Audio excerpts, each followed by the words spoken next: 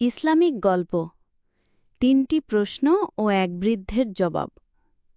একবার এক যুবক দূরদেশ থেকে হজ করতে এসে মক্কায় এক বৃদ্ধ আলেমের কাছে জানতে চাইল, হুজুর, আমার মনে কিছু প্রশ্ন ঘুরছে, আপনি যদি অনুমতি দেন আমি জিজ্ঞেস করতে চাই। বৃদ্ধ বললেন, বল, আমার সন্তানের মতো বল। প্রথম প্রশ্ন, আল্লাহকে আমরা দেখি না, ছুঁয়ে দেখি না, কোনো ছবি নেই, তাহলে কিভাবে বিশ্বাস করব উনি আছেন? দ্বিতীয় প্রশ্ন, শয়তান আগুন দিয়ে তৈরি আর জাহান্নামও আগুন, তাহলে শয়তান কিভাবে জাহান্নামে জ্বলবে? তৃতীয় প্রশ্ন, আমরা পাপ করি কিন্তু আল্লাহ কেন আমাদের শাস্তি দেন যদি তিনি এত দয়ালু হন?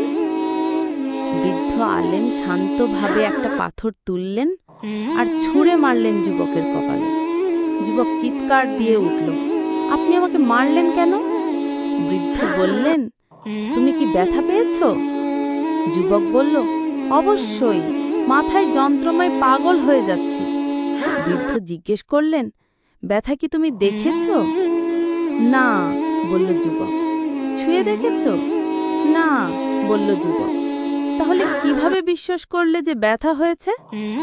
বৃদ্ধ বললেন, যেমন তুমি অনুভব করেই বুঝেছ ব্যথা আছে, আমরাও আল্লাহকে দেখি না, কিন্তু তার সৃষ্টি, দয়া, রহমত আর ক্ষমা প্রতিনিয়ত অনুভব করি, এটাই প্রমাণ তিনি আছেন।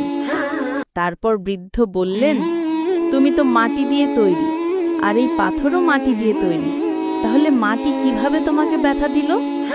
যেমন পাথর তোমাকে ব্যথা দিতে পারে, তেমনি আগুনের তৈরি শয়তানও আগুনে জ্বলবে, কারণ এটা আল্লাহর হুকুমে হবে, যুক্তির সীমায় নয়। শেষে তিনি বললেন, যখন তুমি অন্যায় করলে আমি তোমাকে শাস্তি দিলাম, তুমি তো আমায় দয়ালু বলেছিলে, তাহলে রাগ করলে কেন? যেমন তুমি অন্যায় করলে শাস্তি পেলে, তেমনি মানুষ যখন গুনাহ করে আল্লাহ চাইলে তাকে শাস্তি দেন, এটা ন্যায়ের অংশ। তবে যদি তওবা করে তিনি মাফ করে দেন, এটাই আল্লাহর দয়ার নিদর্শন। নসিহত, এই গল্প আমাদের শেখায়, আল্লাহকে দেখা না গেলেও বিশ্বাস করতে হয় অনুভব দিয়ে।